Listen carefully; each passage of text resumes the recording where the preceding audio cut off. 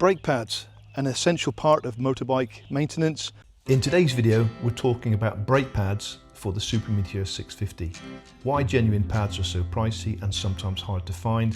I'll cover options for replacement upgrades and even alternatives that might work. Plus, I need your input for the next video.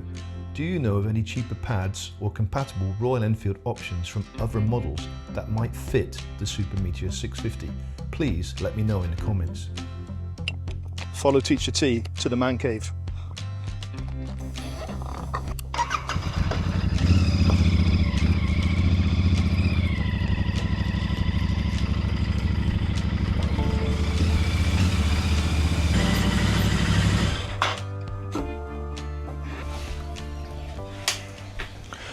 So the first thing we're going to do is check to see if we actually need to change the brake pads.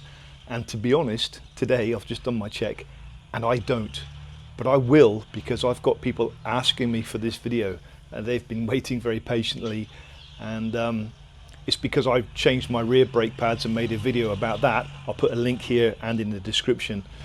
But it seems to be that many of you are wearing out your front brake pads before your rear brake pads. I'm a rear brake guy, hence I had to change mine at 10,000 kilometers. But I've seen on Facebook groups that people are having to change their front brake pads at 3,500 kilometers, which is ridiculous. There's something very wrong there. We're going to discuss that today also. So I'm going to check with a coin. Here I've got a 10 baht coin, or a 10 pence coin. Any coin that's 2 millimeters in thickness basically is what you need, because 2 millimeters is the lowest we want to do on our brake pads. This is my old brake pads from the rear, and they are pretty much on the limit of 2 millimeters. There's still life left in them, but because myself and Mrs. T were going on that long tour to the south of Thailand and back again, I decided to change them. But surprisingly, my front brake pads are now at 15,000 kilometers and they're still okay. There we go, just to prove a point, I'm at 15,542 kilometers and I'm still okay for my brake pads. So we'll just have a look here. Hopefully you can see my brake pads. I'm very impressed with that, because I'm pretty much central, to be honest, which is good. And so you can see I'm more than 2 millimeters. That's my lowest side, and I'm still more than 2 millimeters. So I'm quite impressed with that. It was the back brake pads that I was suffering with, and they were wearing unevenly. So here are our old brake pads. The only thing we have to do is remove the heat shield from the back of them. Before I do that, this is our 10 baht coin, our 2 millimeter. You can see that's how I used it to measure. And if it went any lower, these tabs on the heat shield would start hitting our disc, you see. So this is why it's a good idea to change them before it's too late.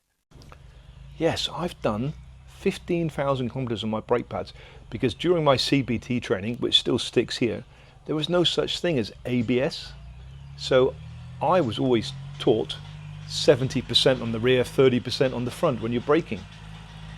Now we've got ABS, and now I know other bikers, most of them don't even use the back brake at all. They just 100% front brake, which sounds a little bit odd to me, because I've seen too many people skid out their front wheel and gone. But obviously with ABS that's not going to happen.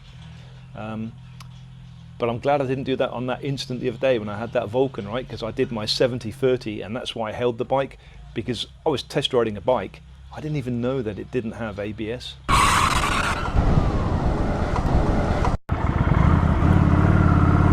I nearly had an accident there, and if I'd put all the power on the front brake, I would have gone. So I'm still going to do 70-30. So this video was supposed to be an easy brake pad fitting video for the front brake pads, and it's turned into something very different. So it is possible to change your brake pads quickly just by removing the front pin, swapping out the brake pads. You can do it in 5 minutes or less. But what that doesn't do is clean your pistons, and as you push your pistons back in to allow for thicker brake pads, you've got the risk of breaking the rubber seal on your front caliper. and that's going to be extra expense if you need a new front caliper. So I'm complicating things and wanting to remove my front caliper. The front caliper should have freedom of movement in and out, and that's what centralizes your brake pads. But if it's stuck, if it's got dirt in here or whatever, or no lubrication, then the brake pads only work on one side, and this is how they wear out very quickly. So servicing your caliper is very important, especially when you're changing your brake pads. This is why the video has got a little bit complex today, and the complication I've encountered today are these two bolts here. I thought I could undo these two and remove my caliper to service it. Unfortunately, I cannot undo these two bolts. They seem to be fixed to the bike. I have tried everything possible, and yeah, it just seems impossible to remove these two bolts. So it looks like it's a fixed fixture with this part of the suspension. So the only way I can take the caliper apart is to remove the front wheel, and then I can remove and service the front caliper, because that is why most people's brake pads fail.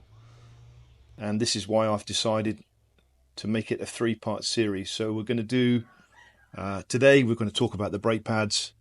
The next one is replacing the brake pads and servicing the caliper, and also part 3, I think, removing the wheel and lubricating the front axle. So yeah, it's turned into something bigger than I anticipated, but it's better to break it down into little pieces, I think.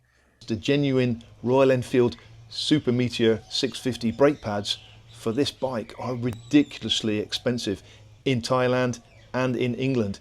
So we're going to look at how we can source these brake pads at a cheaper price.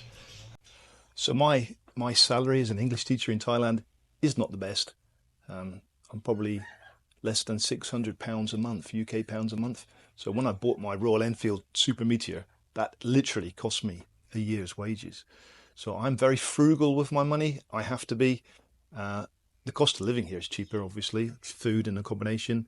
So I need to save money where I can. Am I going to pay 2,700 baht for brake pads when I can buy brake pads for 270 baht, a tenth of the price? No.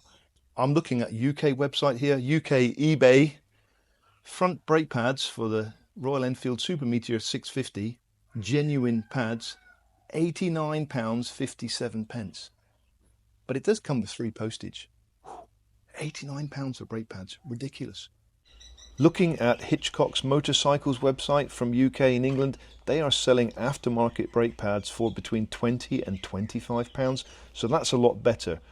They're choosing Ferodo as a brand, and they are sintered brake pads.